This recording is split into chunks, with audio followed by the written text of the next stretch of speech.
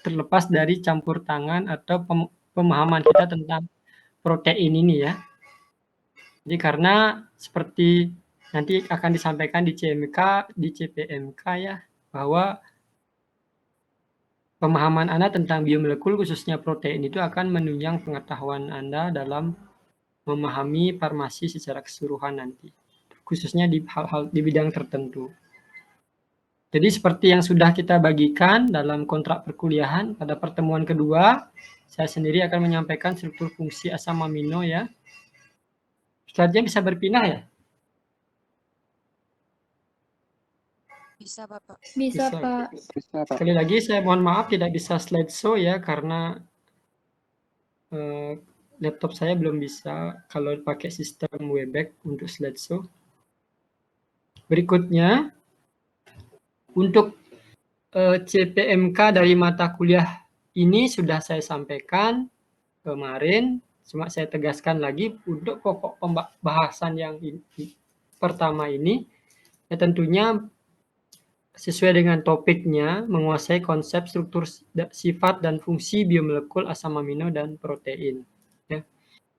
Kemudian, Anda masih ingat dalam fondasi biokimia kita mempelajari hierarki sebuah sel, misalnya di situ ada biomolekul protein, protein tersusun dari asam amino, ya. Jadi itu, terus apa kaitannya dengan bidang farmasi? Ini kan baru alasan struktur ya. Mengapa ini penting? Itu nanti saya akan minta pendapat Anda di akhir kuliah ini. Oke, lanjutannya. Nah, kita mulai dari asam amino ya. Oke, slide-nya mau berpindah ya. Mau, Pak. Oke, ini mungkin sudah tidak asing lagi ya. Anda sudah mengenal asam amino. Ya. Kita kenal asam amino sebagai penyusun protein. Ya, di samping asam amino itu bisa berfungsi secara terpisah ya.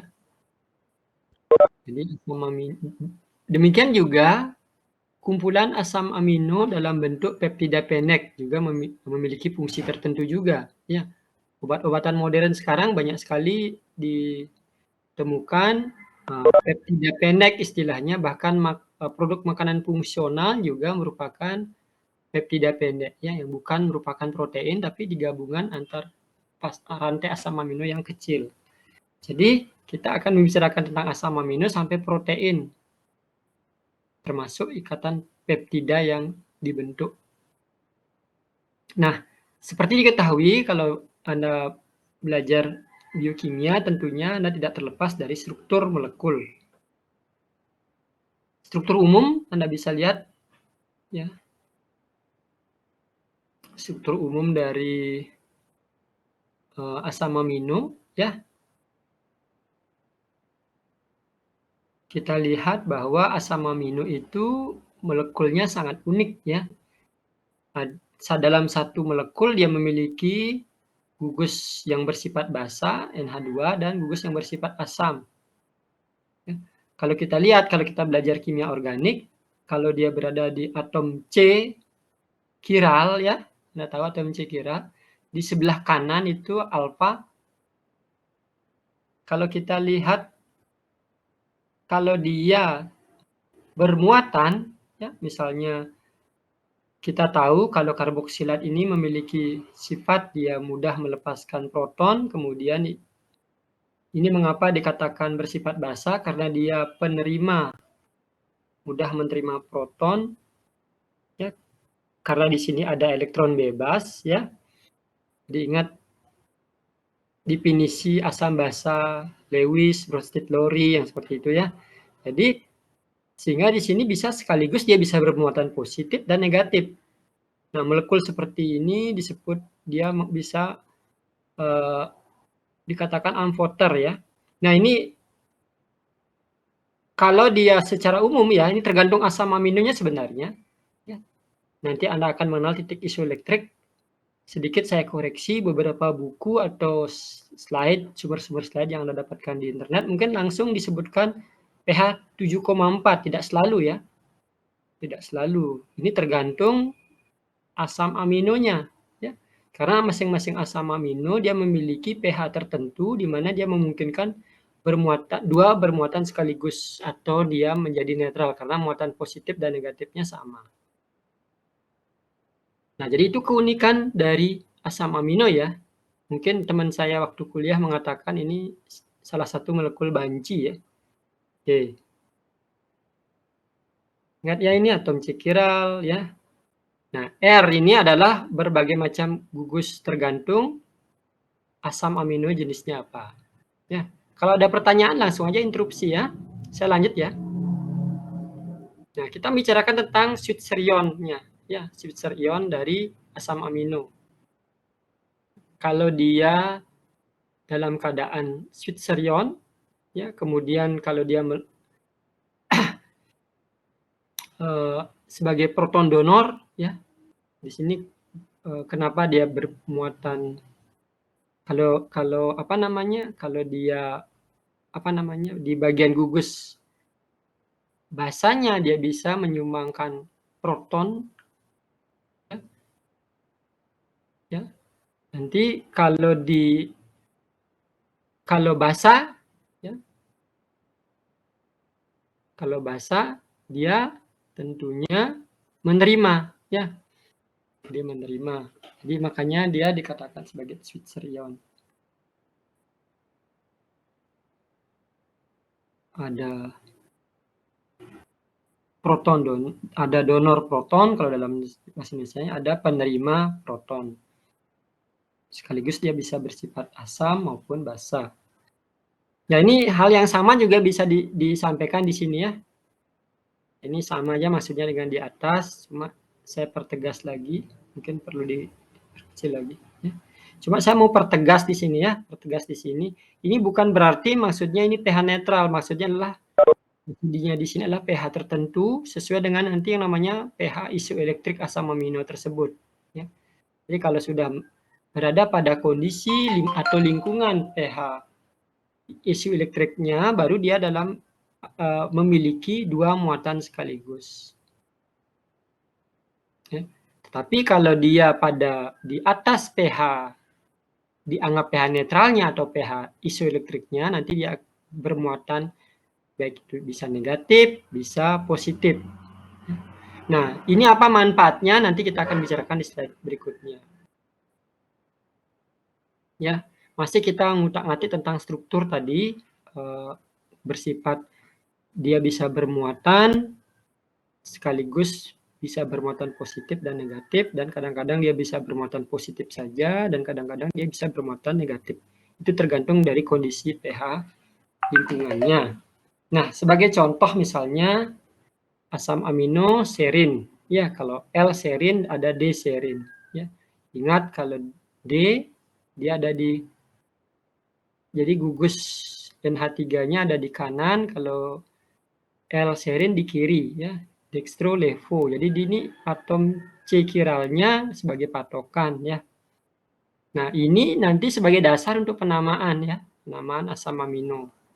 Kita bisa lihat di sini, penamaan asam amino didasarkan pada struktur D tadi itu jika gugus NH3-nya terletak di kanan. D, makanya namanya D, asam amino. Misalnya D-serin. Kalau di kiri ya L. Mungkin ini sudah Anda dapatkan di kimia organik harusnya. Sebagai dasar, misalnya kalau di kimia organik atau di senyawa karbon itu sering dikasih contoh gliseraldehyde mungkin ya. Atau gugus atau struktur molekul yang lebih sederhana. Nah, hampir seluruhnya asam amino yang ada di alam itu ya yang terkandung dalam protein itu memiliki konfigurasi L.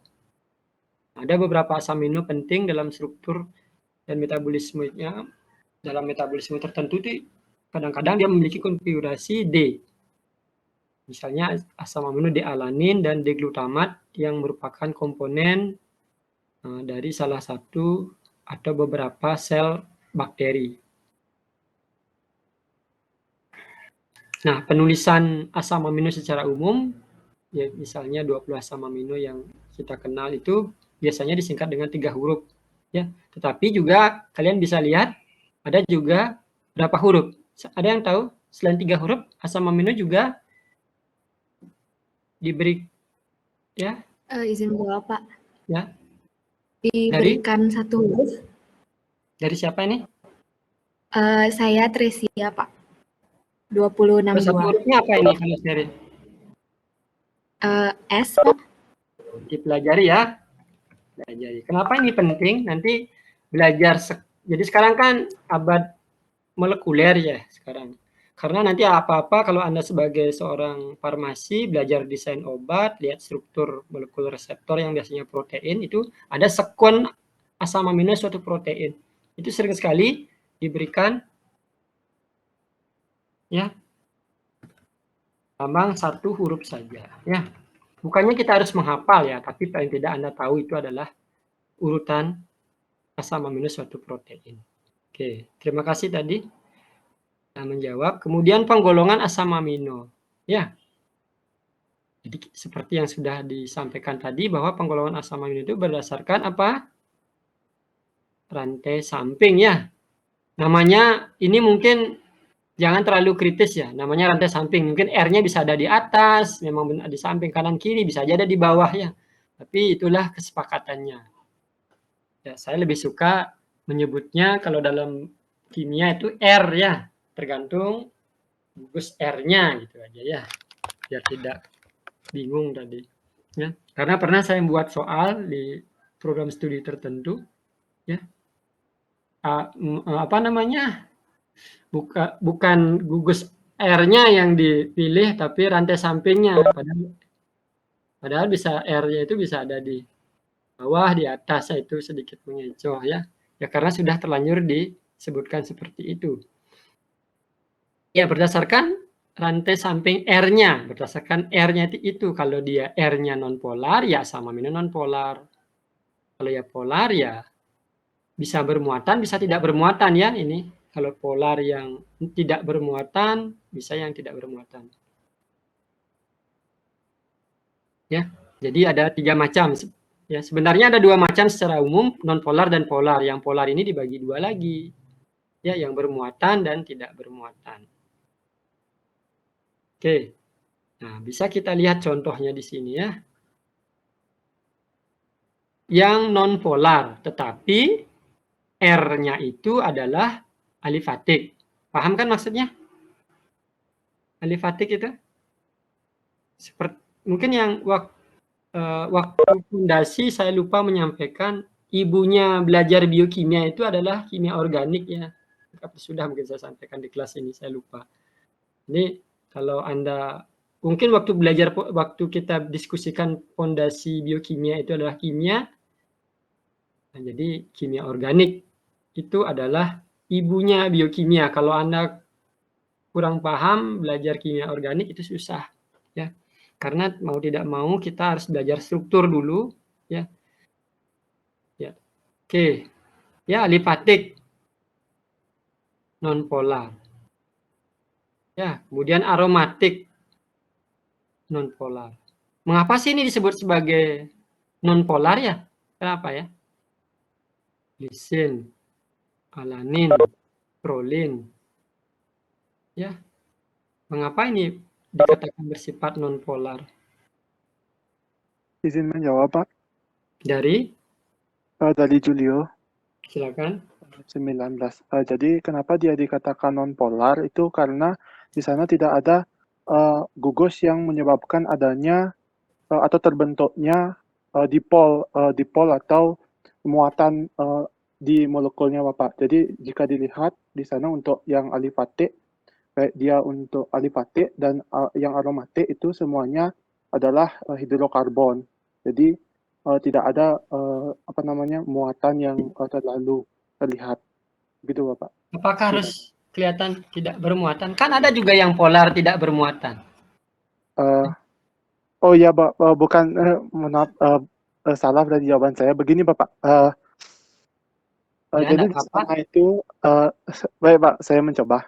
Jadi di sana di untuk alifatik dan di aromatik untuk yang asam amino yang pertama ini itu semuanya rantai sampingnya itu merupakan hidrokarbon.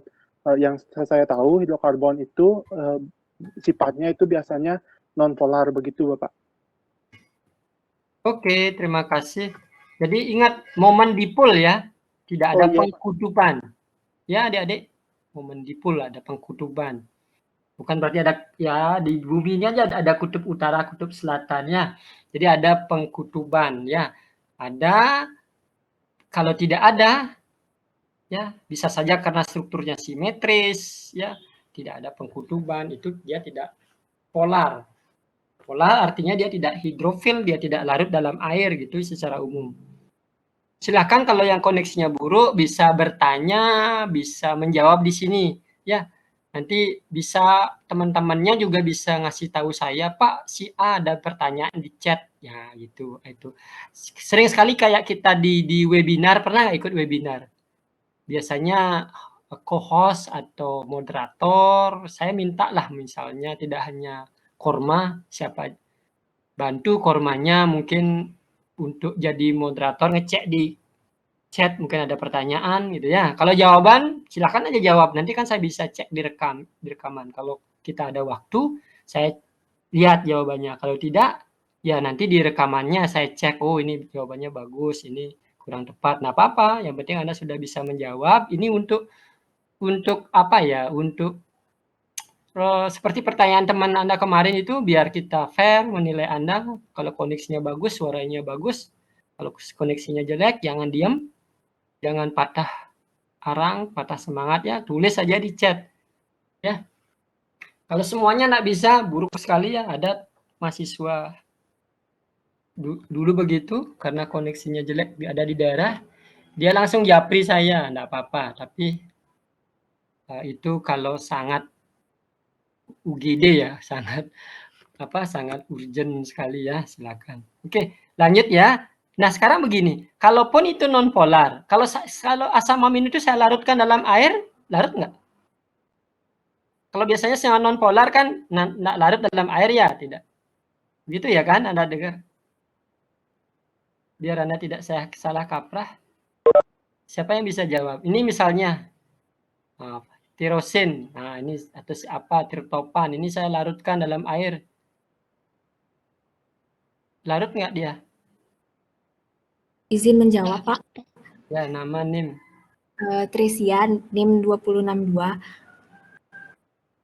Mungkin karena ada gugus hidroksil atau OH-nya itu, Pak, jadi ada yang ada bisa Mana ada berikatan juga gugus hidroksil? Oh, yang ini ya. Kalau gugus fungsi atau R-nya itu punya gugus hidroksil. Kalau ini gitu. Trisna, siapa panggilnya Trisna? Trisia. Ya. Trisia, sorry. Trisia. Kalau ini fenilalanin sama triptopan.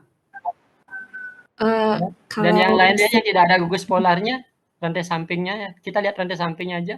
Kalau asam amino ini kita larutkan misalnya glisin atau alanin. Ya, kita larutkan valin, kita larutkan dalam air. Mau larut nggak? Sepengetahuan saya tidak berarti, Pak. Tidak, berdasarkan kamu lihatnya hanya rantai samping. Terus ya lihat ini.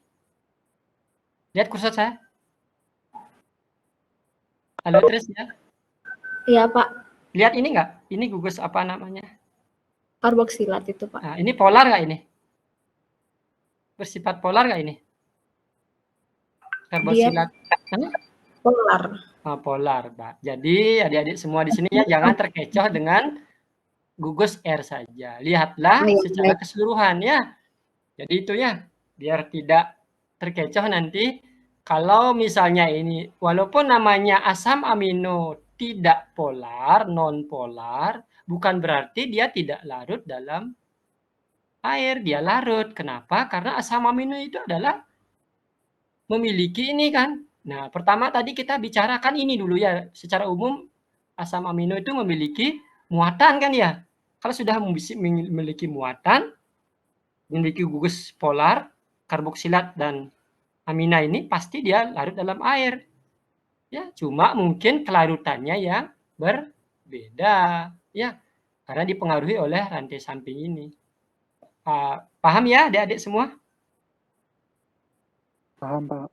Ya, tidak apa-apa terus ya, cuma saya ingin namanya juga ini mahasiswa sudah kuliah, bedakan dengan Saya yakin ya waktu SMA juga pasti diperkenalkan namanya asam amino, ya. Oke, perhatikan ini. Kemudian ini yang polar. Ada yang polar tidak bermuatan, R-nya, nah lihat ini tidak bermuatan. Kalau ini bermuatan dia. Bermuatannya itu karena apa? Ya, karena ada di sini bisa kita lihat ya. Dia kalau ada N-nya di rantai sampingnya yang cukup polar sebenarnya. Jadi pengkutubannya sangat kuat, memungkinkan dia bisa bermuatan.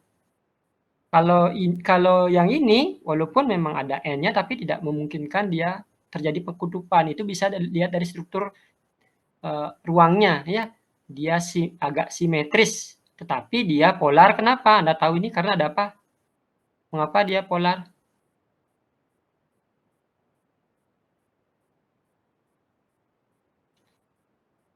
Ya, kebalikan jawaban dari yang tadi. Kenapa? Karena dia memiliki rantai atau gugus R yang ini yang warna-warna ini dilihat. Ada yang mau coba jawab? Oh, saya mencoba menjawab, Pak. Dari? Julio lagi, Pak. Mungkin yang lain, Julia? Oh, baik, Pak. Oke, enggak apa-apa. Tapi bagi yang sudah jawab secara lisan bisa jawab di chat. Bagi yang koneksinya buruk bisa jawab di chat. Berikan kesempatan pada yang belum belum saya dengar suaranya ya.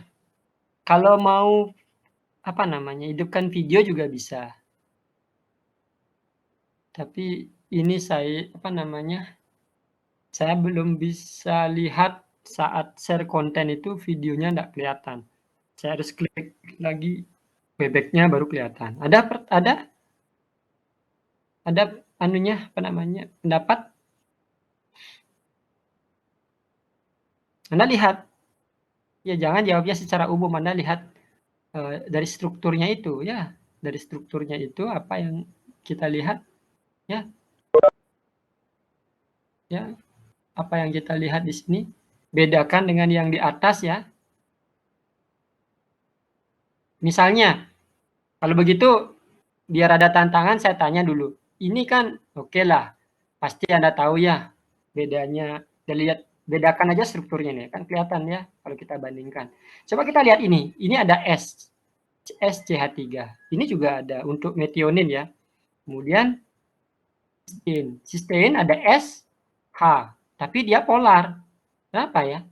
Padahal dia sama-sama ada S-nya. S itu kan termasuk unsur yang elektronegatif ya. Cukup elektronegatif, tapi dia lebih rendah dibandingkan dengan oksigen. Ya. Mengapa dia non polar? Sorry.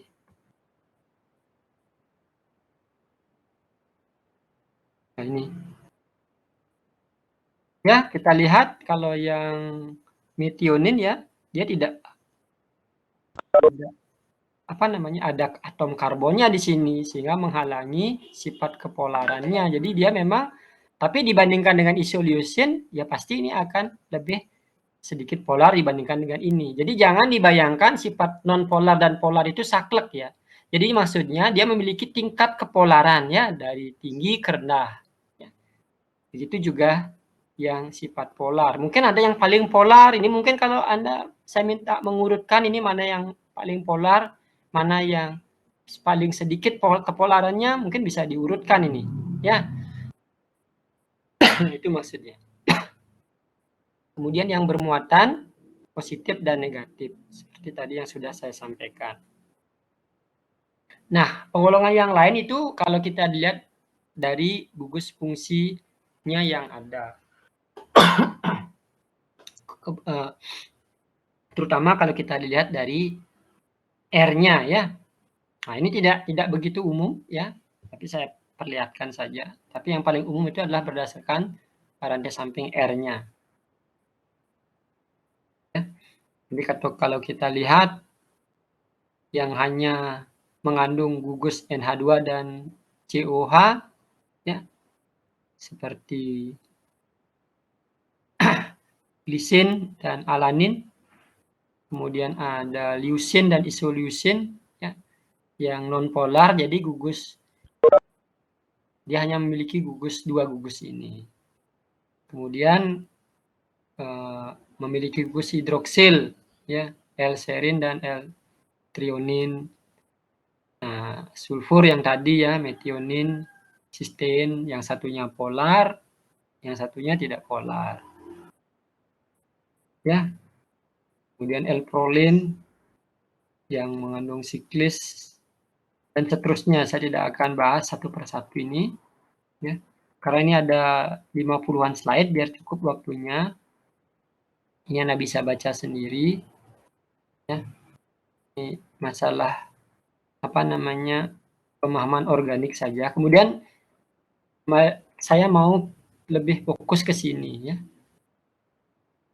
Nah, muatan total asam amino dalam larutan akan menentukan kelarutannya. Seperti tadi ya, semua asam amino itu larut sebenarnya dalam air kalau dilihat dari strukturnya.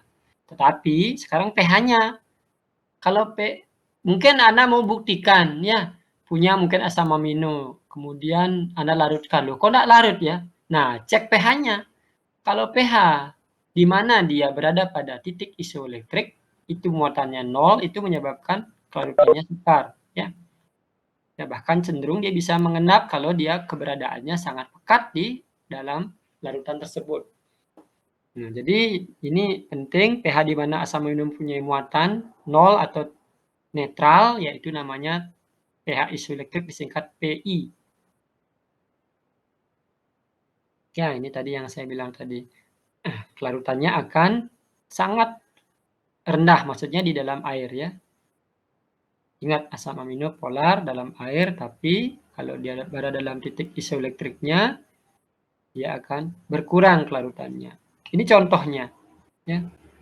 Misalnya histidin, ya, karena di sekitar 7 ya, hampir 8. Histidin, dia memiliki gugus terionisasi namanya imidazol, ada N-nya di situ.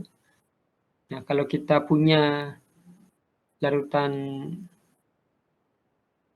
pH tertentu, ya, atau lebih tepatnya baper gitu ya, karena pH-nya harus konstan, jadi dia akan tidak larut. Nah, dia juga tidak bermuatan, sehingga nanti kalau dalam analisisnya, ya, analisis asam amino, ya, yang dalam praktikum itu menggunakan reaksi warna. Selain menggunakan reaksi warna, apa kira-kira yang dipakai? Teknik atau metodenya untuk analisis asam amino? Ada yang tahu? Mungkin kaitannya dengan ini, pH isoelektrik. Anda sudah pernah belajar kimia analitik ya? Kira-kira apa kata kuncinya kita menganalisis suatu molekul? Misalnya mau menganalisis biomolekul asam amino. Apa yang harus kita ketahui? Halo, ada yang bisa jawab? Ini sekaligus saya... Halo, ini berkedip-kedip Gusti Agung NIM 11 ada? Atau siapa yang mau menyampaikan pendapatnya secara lisan? Apakah saya terkoneksi atau terputus-putus, Forma? Itu uji ninhidrin itu reaksi warna ya. Yang saya tanyakan, kalau selain reaksi warna untuk analisis asam amino, metode apa ya yang bisa digunakan? Bahkan bisa spesifik tahu, oh ini asam amino isoleucin. Kalau uji ninhidrin kan masih umum ya, asam aminonya masih umum. Kita tidak tahu ini asam amino alin, trionin atau yang mana. Apa kira-kira berkaitan dengan sifatnya dia memiliki pH isoelektrik? Ingat ya, kalian kan sudah dapat kimia analisis ya, kimia analitik mungkin pernah digarisbawahi nggak cara memilih metode suatu kalau kita mau menganalisis suatu molekul. Jadi kita harus tahu apa? Adik-adik, tidak ada yang mau menabung nilainya ini 15% loh. Apakah semua aktif ikut kuliah atau sambil mengerjakan tugas atau lagi antrean vaksin atau apa gitu? Bahkan ada pergi ke mall mungkin sambil dengarkan kuliah. Halo? Tahu, Pak. Aktif, Pak. Ya, ya enggak apa-apa, jawaban salah enggak apa-apa. Kira-kira metode apa? Teknik apa ya? Pernah dengar? Pernah dengar kata elektroforesis? Belum pernah, Pak. Belum pernah. Oke, kalau belum pernah rajin-rajin baca buku ya, baca-baca gitu ya. Oke, enggak apa-apa. Nah, itu memisahkan atau menganalisis molekul berdasarkan muatannya. Oke. Enggak apa-apa, saya lanjut.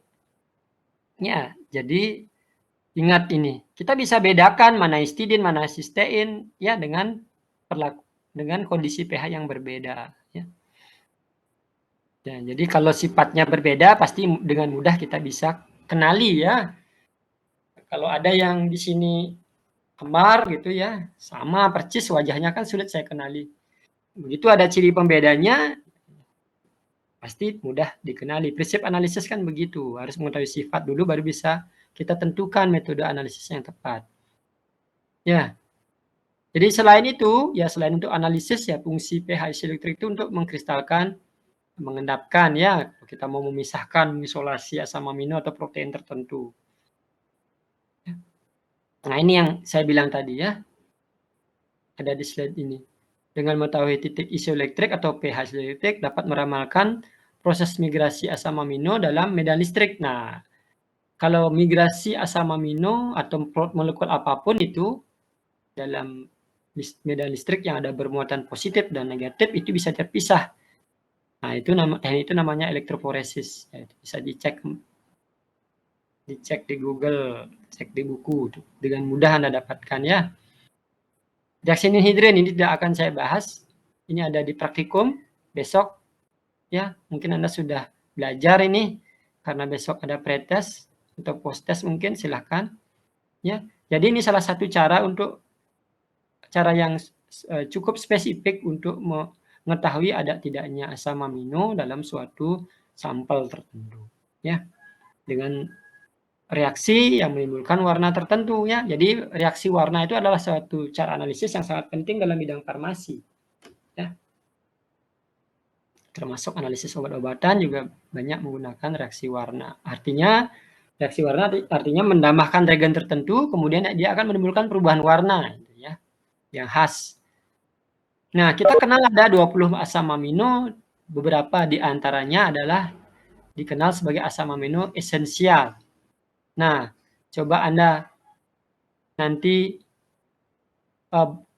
search di internet, baca buku ya, yang mana merupakan asam amino esensial, mana yang bukan ya. Ini ya. Seperti maksudnya, nanti Anda cek.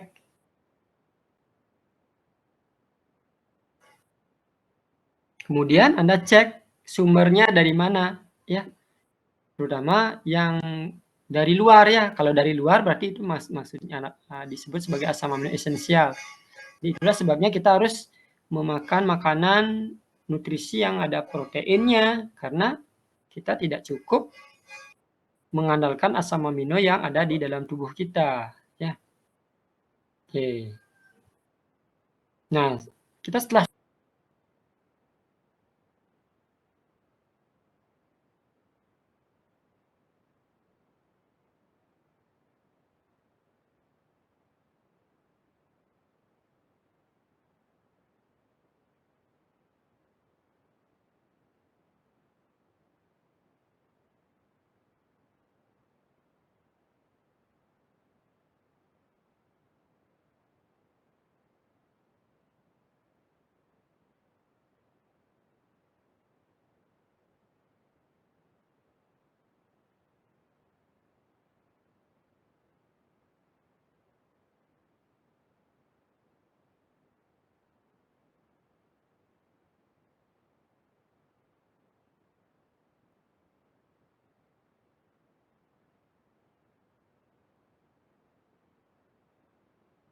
Mohon maaf, Pak, suaranya tidak terdengar.